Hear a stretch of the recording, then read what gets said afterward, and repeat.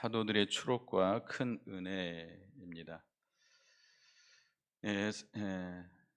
베드로와 요한이 성전에 올라가다가 나면서 한 번도 걸어본 적이 없는 거지 안진병이를 고쳤습니다. 주님의 이름으로 이렇게 세웠죠. 그로 인해서 백성들이 그 사도 베드로와 요한을 솔로몬 행각에 붙잡아 와가지고 경배를 하려고 할 때에 베드로와 요한이 그것을 말겼습니다. 이렇게 그래서 그 당시에 이제 그 사도 베드로와 요한이 너희가 십자가에 못 박혀 죽게 하신 예수 그리스도의 이름으로 이 사람이 고침을 받았다라고 증거를 하게 됩니다. 복음을 증거할 때에 약 5천 명이나 되는 많은 사람들이 회개하고 하나님께로 돌아옵니다. 예수를 믿고 구원을 받게 되죠.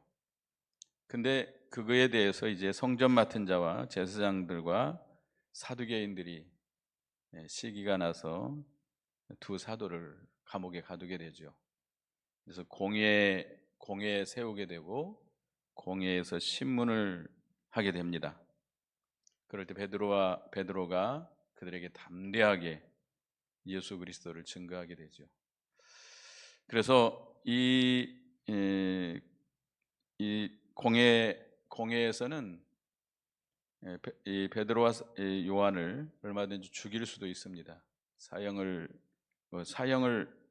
집행하지는 못하지만 크게 처벌할 수 있어요. 죽는 자리까지 나가게 할 수도 있습니다. 그럼에도 불구하고 그들의 말에 대해서 비난할 수가 없었습니다. 실제로 병 나은 자가 그들과 함께했고 또 그들의 말이 잘못된 것이 없기 때문이죠.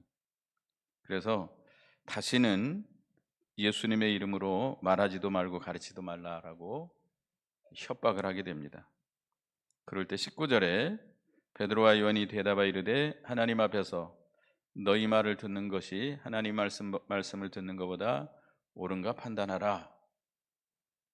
베드로와 요한이 이렇게 담대하게 말했습니다. 공회 앞에서 자기들을 사형을 선고할 수 있는 그런 공회 앞에서 하나님 앞에서 너희 말을 듣는 것이 하나님의 말씀을 듣는 것보다 옳은가 판단하라.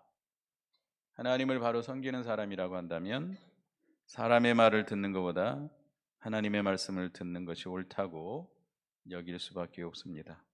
그래서 20절에 우리는 보고 들은 것을 말하지 아니할 수 없다라고 담대하게 말합니다.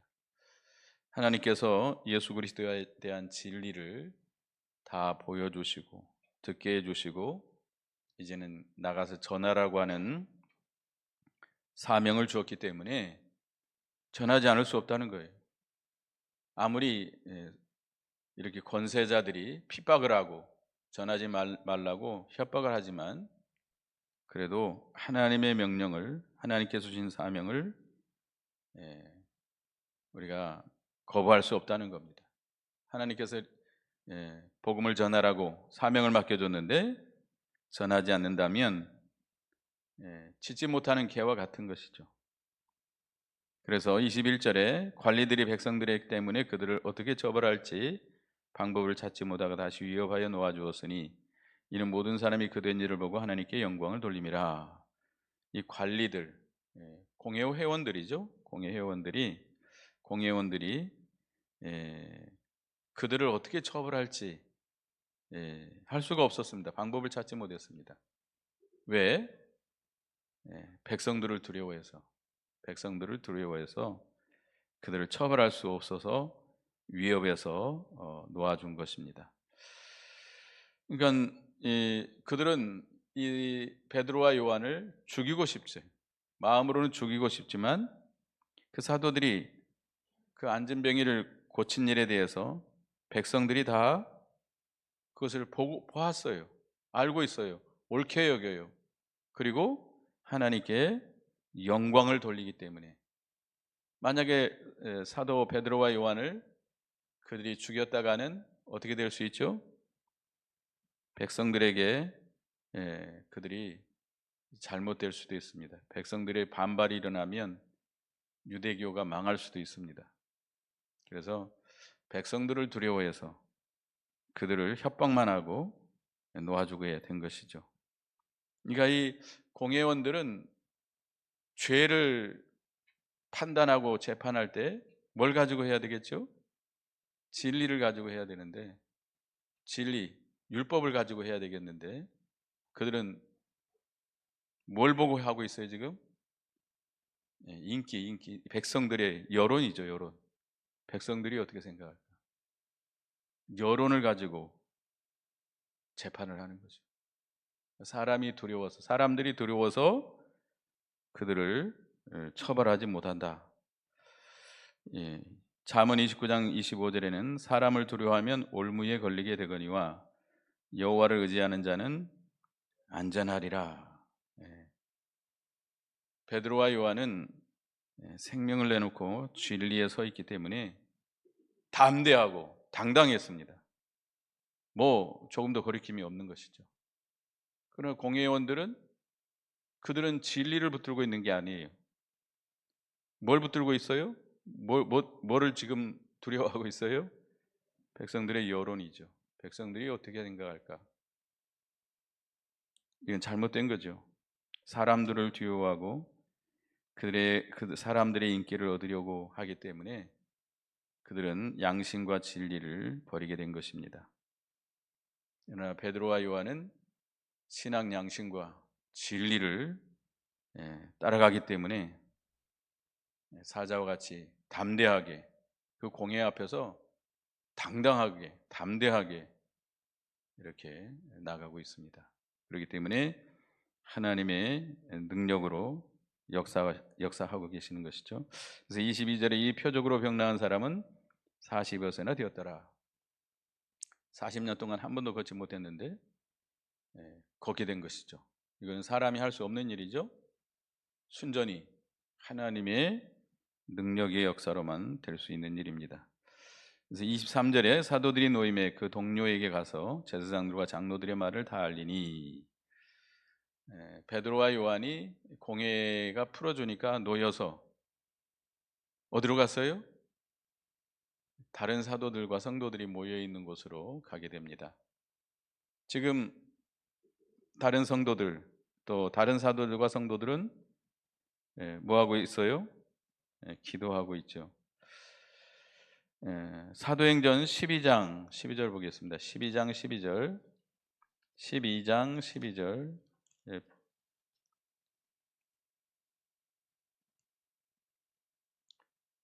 읽어보겠습니다.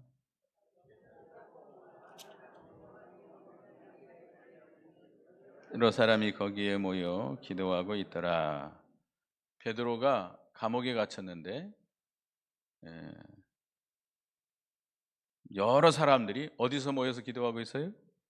마가 요한의 다락방. 마가 요한의 다락방. 그 오순절 성령이 강림하기 전에 열흘 동안 모여서 기도한 장소죠. 아마 여기 본문에는 안 나오지만 아마 그곳이 아닌가 이렇게 짐작할 수 있습니다. 아마 마가 요한의 다락방에 다른 사도들과 성도들이 모여서 간절히 기도하고 있습니다. 베드로와 요한이 감옥에 갇혔기 때문에 그들을 위해서 기도한 것이죠. 그래서 그들이 가서 제사장들과 장로들의 말을 다 전했습니다. 이 다른 사람들 같으면 사람 생각을 한다면 베드로와 요한이 풀려났으면 먼저 누구를 찾아가야 되겠죠? 가족을 찾아가지 않을까. 베드로는 결혼을 했습니다. 결혼을 했어요. 아내도 있고. 그런데 자기 가족을 찾아간다든지 아니면 또 잡힐까봐 도망갈 수도 있지만 베드로와 요한은 어디로 갔어요? 교회로, 성도들이 모인 교회로 가게 됩니다. 그래서 그들의 염려를 덜어주고 위로해 주려고 자기들을 위해서 기도하고 있는데 그 소식을 빨리 전해줘야 될 거 아니에요? 그 풀려났다고 하는 소식을 전해서 그들의 염려를 덜어주고 또 하나님이 어떻게 역사해서 자기들이 이렇게 건져주셨는지를 알게 하려고 그곳으로 가서 제사장들과 장로들의 말을 전합니다. 그럴 때 24절에 그들이 듣고 한 마음으로 하나님께 소리를 높여 이르되 대주제여 천지와 바다와 그 가운데 만물을 지으시니요. 그 성도들이 베드로와 사도들을 위해서 기도하고 있던 그 성도들이 하나님의 역사를 보고 너무 기뻐서 그들이 풀려난 것을 보고 너무 기뻐서 이렇게 하나님 앞에 찬송을 했습니다. 소리 높여서 대주제여 천지와 바다와 그 가운데 만물을 지으시니요. 대주제 천지 만물을 주관하시는 절대 주권자시라는 것이죠. 하나님은 천지 만물을 창조하시고 이 모든 만물을 모든 만사를 홀로 주관하시는 대주제가 되시는 하나님이십니다. 그래서 그 하나님을 찬송한 거죠. 두 사도를 이렇게 풀려나게 하신 하나님께 감사드린 겁니다. 왜 이렇게 기뻐했을까요? 그 다른 사도들과 성도들은 두 사도가 감옥에 갇힌 그 일이 마치 누구 일처럼 그렇게 여기고 염려하고 기도한 거에 자기들이 그 감옥에 갇힌 것처럼 생각하고 체휼한다고 그러죠. 체휼. 자기들이 그렇게 갇힌 줄 알고 염려하면서 기도한 거죠. 히브리 13장 3절을 보겠습니다. 히브리 13장 3절 읽어보겠습니다. 시작. 너희도 함께 갇힌 것 같이 갇힌 자를 생각하고 너희도 몸을 가졌은즉 학대받는 자를 생각하라. 두 사도가 갇힌 것은 마치 자신들이 감옥에 갇힌 것처럼 생각하고 하나님 앞에 간절히 기도한 것이죠. 그런데 그들이 감옥에서 나왔다고 하는 것을 나온 것을 보고 마치 자기들이 감옥에서 나온 것처럼 그렇게 기뻐하고 하나님 앞에 찬송하며 예배를 드린 겁니다. 우리도 진정으로 이렇게 사랑해야 됩니다. 예수님께서도 우리를 그렇게 체휼하시고 긍휼히 여기시고 사랑하신 것이죠. 우리도 다른 사람들을 그렇게 체휼해야 됩니다. 다른 사람들이 시험에 들었으면 내가 마치 시험에 든 것처럼, 다른 성도가 병에 들었으면 내가 마치 그런 병에 걸린 것처럼 그렇게 안타깝게 여기고 그렇게 염려하고 하나님 앞에 기도하는 그런 체휼하는 우리가 돼야 되겠습니다. 25, 26절에 보면 또 주의 종 우리 조상 다윗의 입을 통하여 성령으로 말씀하시기를 어찌하여 열방이 분노하며 족속들이 허사를 경영하였는고 세상의 군왕들이 나서며 관리들이 함께 모여 주와 그의 그리스도를 대적한도다 하신 이로소이다. 시편 2편 1편에서 2편에 있는 1절에서 2절에 있는 말씀, 그 말씀을 상고하고 한번 읽어보겠습니다. 시작. 어찌하여 이방 나라들이 분노하며 민족들이 헛된 일을 꾸미는가? 세상의 군왕들이 나서며 관원들이 서로 꾀하며 여호와와 그의 기름 부음 받은 자를 대적하며. 다른 사도들과 성도들이 이 성경 말씀을 상고하면서 성경 말씀대로 하나님께서 이루어 주신 것에 대해서 매우 기뻐한 겁니다. 그러니까 지금 공회 회원들, 제사장들, 서기관들, 사두개인들이 사도들을 이렇게 핍박하지만 복음을 전하지 못하게 하지만 그것은 다 허사를 경영하는 것이다. 헛된 일이라는 거죠.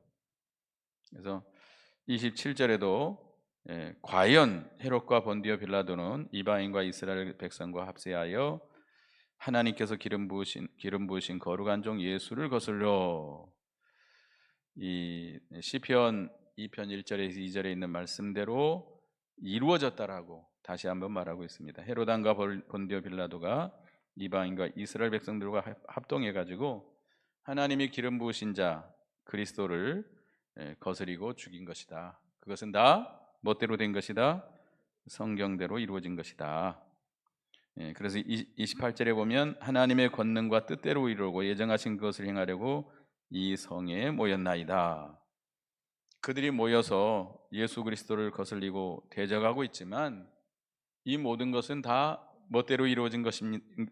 멋대로 이루어진 거예요? 하나님의 예정대로 이루어진 것이다라는 겁니다. 그들이 이 빌라도와 또 이 유대교 지도자들이 합세를 해가지고 예수님을 죽게 했지만 그들이 죽이려고 해서 죽은 것이 아니라는 거예요. 예수님은 어떻게 죽은 거예요? 돌아가신 거예요? 하나님의 예정대로 돌아가신 거예요. 예정대로 십자가에 못 박혀 죽게 된 것이라는 겁니다. 그러니까 하나님께서는 그 악한 자들을 이용해 하셔서 하나님의 구원 역사를 이루어 가시는 것이죠. 그래서 누가복음 22장 22절에 가룟 유다에 대해서 이렇게 말씀했는데 읽어보겠습니다. 시작. 인자는 이미 작정대로 가거니와 그를 파는 그 사람에게는 화가 있으리로다 하시니, 가룟 유다가 예수님을 팔아먹어서 예수님이 유대인들에게 끌려가고 신문당하고 십자가에 죽게 된 것이 아니라는 겁니다. 하나님께서는 하나님께서 작정하신 대로 예수님이 그렇게 고난을 당하시고 십자가에 피 흘려 죽으신 것이죠. 그러나 하나님께서는 그 가룟 유다, 악한 가룟 유다를 이용하셔서 당신의 예정을 이루어 나가시지만 그 가룟 유다는 어떻게 돼요? 그 악한 자는 반드시 심판을 받게 되는 것이죠. 그래서 29절에 주여 이제도 그들의 위협함을 굽어보시옵고 또 종들로 하여금 담대히 하나님의 말씀을 전하게 하여 주시오며, 하나님 앞에 기도하는 거죠. 그들의 위협함, 대적하는 자들의 위협함을 굽어보시옵고라고 기도했습니다. 그들을 살펴봐 주시라는 거죠. 그 원수들을 미워하는 마음으로 이렇게 기도했을까요? 만약에 지금 사도들에게 그런 그 원수들, 그 공회원들, 유대교 지도자들에 대해서 미워하는 마음이 있다고 한다면 그것은 지금 그들이 믿음에 서 있는 것이 아니죠. 그들은 원수들을 멸망시켜 달라고 기도한 것이 아니고 그 원수에 대한 모든 거 다 누구께 맡긴 거예요? 하나님께 다 맡긴 거예요. 원수 갚는 것은 누구에게 있어요? 하나님께 있어요. 하나님께서 갚으실 걸 믿고 하나님께 다 맡기고 이제 자기들의 할 일을 하겠다는 겁니다. 예수님도 베드로전서 2장 23절에 이렇게 말씀했습니다. 베드로전서 2장 23절 읽어보겠습니다. 시작. 욕을 당하시되 욕하지 아니하시고 고난을 당하시되 위협하지 아니하시고 오직 공의로 심판하는 자에게 부탁하시며, 예수님이 욕을 먹고 침뱉음을 당하고 뺨을 맞고 채찍에 맞고 매를 맞았습니다. 예수님이 힘이 없어 그랬을까요? 힘이 없어서 그럴까요? 예수님 말씀 한마디면 그 다 꼬꾸러집니다. 겟세마네 동산에서 자기를 잡으러 오는 자들 앞에 예수가 누구냐 할 때 뭐라고 그랬어요? 나다 하니까 어떻게 됐죠? 그들이 다 쓰러져 버렸잖아요. 예수님의 그 권위 앞에 다 쓰러뜨릴 수도 있어요. 말씀 한마디면 다 물리칠 수도 있습니다. 그렇지만 그렇게 하지 아니하시고 욕하시되 대신 욕하지 않고 고난당하시되 대신 위협하지 아니하시고 공의로 심판하시는 하나님께 다 맡기고 당신은 하나님의 예정대로 십자가 지시고 구속을 이루어 가신 것입니다. 우리도 우리를 대적하는 자들이 있습니다. 우리를 반대하는 자가 있습니다. 우리를 핍박하는 자가 있습니다. 그들을 미워하지 말고 누구께 맡겨요? 심판하시는 하나님께, 공의로 심판하시는 하나님께 맡기고 우리는 우리의 길을 걸어가야 돼요. 이 사도들이 해야 될 일이 뭐죠? 복음을 전하는 일이에요. 복음을 전하는. 이게 종들로 하여금 담대히 하나님의 말씀을 전하게 해달라고 간구했습니다. 그들이 위협하지만 그들은 다 그들을 심판하시는 건 하나님께 맡기고, 그들 때문에 왜 그들이 우리를 이렇게 못 살게 구는가? 왜 감옥에 가두는가? 왜 위협하는가? 그렇게 뭐 신경 쓰지 말고 그건 다 어떻게 해요? 하나님께 맡기고 내가 할 일을 하라는 거예요. 내가 할 일. 지금 사도들이 해야 될 일이 뭐예요? 복음 전하는 일이. 담대하게 복음을 전하게 해달라고 이렇게 간구했습니다. 우리도 우리가 믿음의 길을 걸어가려고 하면 이렇게 반대하는 자들도 있습니다. 핍박하는 자도 있습니다. 위협하는 자도 있습니다. 대적하는 자도 있습니다. 시험거리 하는 자도 있습니다. 그들 때문에 괴로워하지 말고 그들 때문에 머리 아파하지 말고 누구에게 맡기고? 하나님께 맡기고 그들을 불쌍히 여기고 사랑하고 우리는 자기의 할 일을 계속해야 돼. 자기의 할 일. 자기의 할 일. 내 할 일을 계속해야 되겠습니다. 30절에 손을 들어 내밀어 병을 낫게 하시옵고 표적과 기사가 거룩한 종의 예수의 이름으로 이루어지게 하옵소서 하더라. 손을 내밀어 병을 낫게 해달라. 우리가 손을 내밀 때 병이 낫게 해달라. 표적과 기사가 예수님의 이름으로 이루어지게 해달라라고 기도했습니다. 왜 이렇게 기도했죠? 자기들이 높아지고 자기들이 복음 전할 때 그렇게 유익하기 때문에 그런가요? 아니 그런 하나님의 역사로 말미암아 복음을 전하는데 유익되게 하기 위한 것이고 또 중요한 것은 예수 그리스도를 믿음으로 말미암아 죽었던 영혼이 살아나고 그들이 믿음으로 심령의 병이 고침을 받는 것을 표적으로 보여주기 위해서 그렇게 한 겁니다. 그러니까 복음을 성령의 능력으로 전하면 그 복음을 믿음으로 받는 자들에게 그런 하나님의 역사가 나타납니다. 죽었던 영혼이 거듭나게 되고 심령의 병이 고침을 받게 되고 그 표적으로 뭣도 나을 수도 있어요. 육신의 병도 고침을 받을 수 있습니다. 그런 하나님의 역사가 나타나요. 그렇다고 그거를 자랑하면 안 됩니다. 그걸 표적으로 나타내 보여주기 위해서 이렇게 간구했습니다. 그럴 때 31절 빌기를 다하며 모인 곳이 진동하더니 무리가 다 성령이 충만하여 담대히 하나님의 말씀을 전하니라. 이렇게 하나님 앞에 간절히 간구하니까 어떻게 했어요? 그 모인 곳이 진동을 했다. 진동했다는 것은 하나님의 임재를 가리키죠. 하나님의 임재. 하나님의 임재를 가리키는데요. 지금도 그렇게 하실까요? 우리가 하나님 앞에 기도하면 하나님이 막 이런 표적을 보여주실까요? 아닙니다. 지금은 여러분 바라서는 안 됩니다. 이 특별 계시, 표준 계시로서 특별 계시는 언제 다 끝났어요? 성경이 완성될 때까지 그건 끝났습니다. 지금도 물론 뭐 하나님의 특별한 역사가 있을 수는 있습니다. 그렇다고 해서 그걸 기이하게 여기고 그걸 따라가면 안 됩니다. 지금은 뭐만 따라가야 돼요? 말씀만 따라가야 돼요. 말씀만 따라가야 돼요. 말씀만 따라가야지. 지금은 성경이 완성된 다음에는 성경만 따라가야 돼요. 어떤 특별한 역사, 성경이 기록되기 전에는 하나님께서 표준 계시로서 이런 특별한 방법을 통해서 하나님의 뜻을 계시해 주었습니다. 그러나 지금은 종결됐어요. 그렇기 때문에 우리는 하나님의 말씀, 성경 말씀만 붙들고 나가야 되겠습니다. 32절에 보면 믿는 무리가 한 마음과 한 뜻이 되어 모든 물건을 서로 통용하고 자기 재물을 조금이라도 자기 것이라 하는 이가 하나도 없더라. 믿는 무리가 한 마음 한 뜻이 되었다. 이 교회에서 가장 중요하죠. 한 마음 한 뜻이 돼야 됩니다. 왜 한 마음 한 뜻이 안 될까요? 왜 한 마음 한 뜻이 안 되죠? 어떤 욕심이 있기 때문에. 자기들은 아니라고 말하지만 욕심이 있기 때문에. 육신으로 기울어져 있기 때문에. 자기 힘, 자기 세력을, 자기 힘을 과시하려고 또 자기가 명예를 얻으려고 이런 욕심이 있기 때문에 한마음 한뜻이 안 됩니다. 육으로 기울어져 있기 때문에. 우리가 한마음 한뜻이 되려면 그거 다 버려야 돼. 육신의 생각을 버려.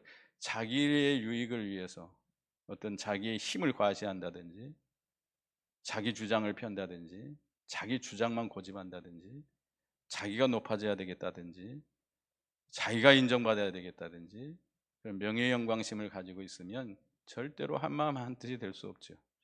근데 이 초대교회 때 이런 성령의 충만한 역사가 있을 때에 그들이 다 성령의 충만함을 입어서 한마음 한뜻이 된 거예요. 그런 생각이 다 없어진 거죠. 예.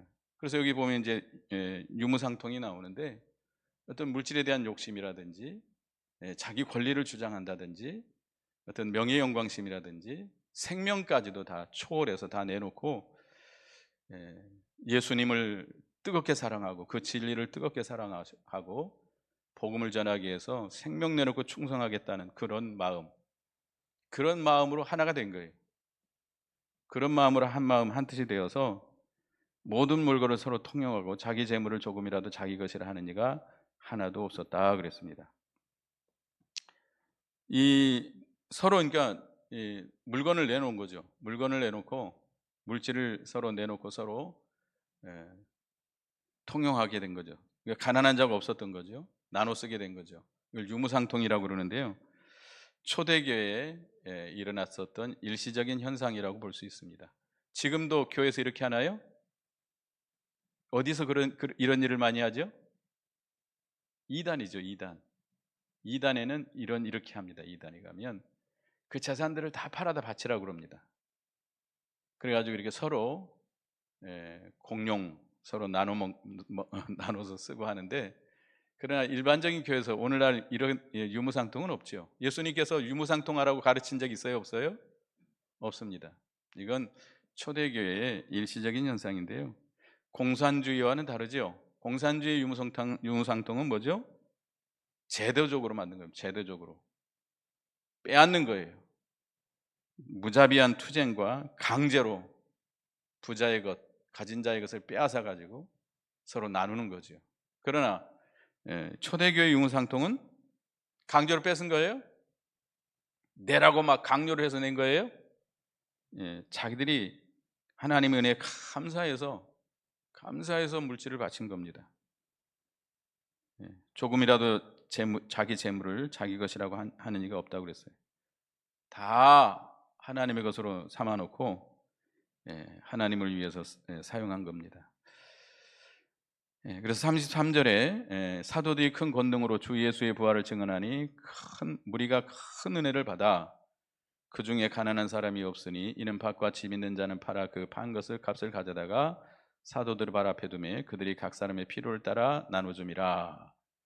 사도들이 이렇게 성령의 충만함을 받아서 성령의 능력으로 복음을 전할 때 그리스도의 부활을 전하니까 무리가 큰 은혜를 받았다. 우리도 이렇게 성령의 능력으로 복음을 전할 때 그 받는 자들이 큰 은혜를 받게 됩니다. 그래서 이 은혜를 받은 자들은 바치고자 하는 그런 마음이 나옵니다. 하나님께 바치고자 하는 마음. 내게 있는 모든 것, 물질뿐만 아니고 내 생명까지도, 내 일생까지도 바치겠습니다. 은혜 받으면 우리 어렸을 때 수련회 같은데 또 사경회 같은데 가면 그런 마음이 들어요.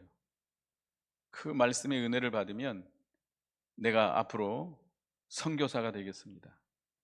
내가 목사가 돼서 일생을 하나님께 바치겠습니다. 그런 마음이 생기는 거죠. 그러니까 이 은혜를 받으면 하나님께 바치고자 하는 마음이 나오는데, 바치면 신앙의 열매가 맺히고 영혼이 자라나게, 그 영이 자라나게 되는 것이죠. 근데 그 중에 36절에 보면 구브로에서 난 레이족 사람이 있으니 이름은 요셉이라. 사도들이 일컬어 바나바라, 번역하면 위로의 아들이라 하니 그가 밭이 있음에 팔아 그 값을 가지고 사도들의 발 앞에 두니라. 바나바 이 사람은 구브로는 저 지중해에 있는 섬이죠, 섬. 거기서 태어난 레이 사람입니다. 레인. 그러니까 이 사람은 유대인이죠. 유대인인데 아마 부모님들이 구브로가에 산 것 같은데, 이 당시에는 예루살렘에 살았던 것 같습니다. 예루살렘에서 큰 부자였었는데 그가 밭을 팔아서 그 값을 사도들 앞에 두었다고 그랬습니다. 그래서 그 이름이 바나바라, 권위자다, 위로자다, 위로의 아들이다, 이런 말인데요. 이렇게 이름을 붙였습니다. 그래서 이 바나바는 그 스데반의 순교로 인해서 예루살렘 교회가 흩어지게 되죠. 예루살렘에 있는 그 성도들이 핍박이 두려워서 흩어져서 이방에 최초로 세운 교회가 어느 교회죠? 안디옥 교회입니다. 안디옥에 복음을 전해 가지고 교회가 세워지는데 그 교역자로 첫 일대 교역자로 파송받은 사람이 누구예요? 이 바나바예요. 그래서 이 바나바가 또 이 바울을 사도들에게 소개했던 사람입니다. 그리고 나중에 바울을 데려다가 이 안디옥에서 같이 사역을 하게 되죠. 그리고 성령의 지시를 받아서 바울과 바나바는 뭘 하게 되죠? 이제 선교사로 파송을 받게 됩니다. 그래서 1차 전도여행 때 바나바와 함께 동행을 했었죠. 2차 전도여행 때 헤어지긴 했습니다만은 이렇게 귀하게 쓰임을 받았습니다. 그래서 우리도 이 베드로와 요한처럼 진리에 굳게 서서 신앙 양심을 붙들고 담대하게 복음을 증거할 수 있는 우리가 돼야 되겠습니다. 아무리 우리를 욕하고 위협하는 세력이 있다 할지라도 사람들 생각하지 말고 사람들을 두려워하지 말고 담대하게 복음을 증거할 때 하나님의 역사가 나타납니다. 그래서 그들이 감옥에서 나오게 되고 자기들을 위해서 기도하는 성도들에게 가서 보고하게 되고 거기서 이제 하나님 앞에 감사 찬송하면서 예배를 드리게 되죠. 그럴 때 성령의 충만함을 입고 큰 은혜를 받아서 서로 한마음 한뜻이 돼서 유무상통하는 그런 역사가 나타나게 됩니다. 바나바와 같은 또 귀한 믿음의 사람이 나오게 됐습니다. 우리도 이렇게 성령의 충만함을 입어서 성령의 능력으로 말씀을 증거하고 복음을 증거함으로 큰 하나님의 역사가 하나님의 은혜가 임하는 저희가 되어야 되겠습니다. 기도하겠습니다. 하나님, 바울과 사도 베드로와 요한이 이렇게 복음을 전하다가 감옥에 갇혔는데 조금도 그 공회 앞에서 조금도 주저하지 않고 그들을 두려워하지 않고 담대하게 하나님의 말씀을 복음을 증거했습니다. 그러나 공회원들은 백성들을 두려워해서 그들을 어떻게 처벌할지 알 수 없어 위협만 하고 그들을 내보냈습니다. 베드로와 요한은 자기들이 위해서 기도하는 성도들에게 찾아가서 모든 것을 보고하고 하나님 앞에 감사 찬양하며 예배할 때에 하나님이 임재하시고 성령의 충만함을 입어서 서로 한마음 한뜻이 되었고 유무상통하는 큰 은혜가 나타났습니다. 저희들도 성령의 충만함을 입어서 서로 한마음 한뜻이 되어서 하나님의 능력으로 담대하게 복음을 전할 때 큰 하나님의 은혜의 역사가 나타나게 해 주시옵소서. 예수님의 이름으로 기도드리옵나이다. 아멘.